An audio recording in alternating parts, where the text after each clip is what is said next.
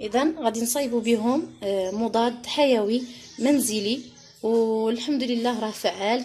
السلام عليكم ورحمة الله وبركاته. مرحبا بكم من جديد في قناتكم عالم الأختين. إذا كنتم أول مرة تشاهدون قناتي فلا تنسوا الضغط على زر الاشتراك وتفعيل الجرس كي تتوصلوا بكل جديد، والإعجاب ومشاركة الفيديو مع الأصدقاء كي تعم الفائدة. ابقوا معنا حتى الأخير.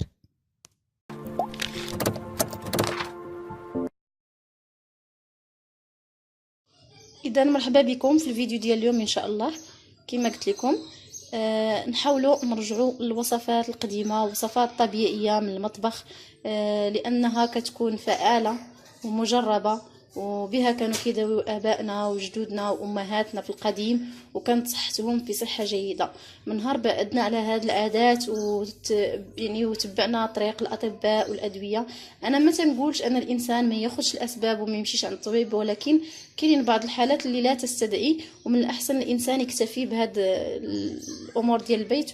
وانا من تجربتي الشخصيه مع بناتي، بنتي الكبيره، لان بحكم انها هي الاولى ما كانش عندي تجربه، فما كانش اللي غادي ينصحني.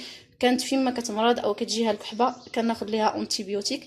فدابا عندها مشكل ديال المناعه ضعيفه بزاف، يعني اي ريح جا كيمرضها وديما مريضه، عكس بنتي الصغيره اللي تبعت معها يعني هاد الوصفات ديال امهاتنا واجدادنا، وصفات طبيعيه.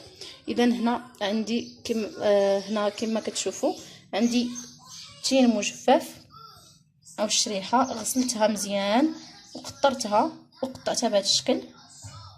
عندي هنا الثوم كميه معقوله، وعندي هنا زيت الزيتون.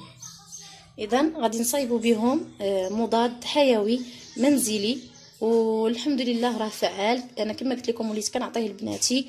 كاين اللي كيبغي يشربوا دائما واخا ما يكونش عنده شي داء، واخا ما يكونش مريض او عنده سعال، لانه كما قلت لكم تيحمي، كيلعب دور وقائي اولا، عاد كيجي الدور ديال العلاج.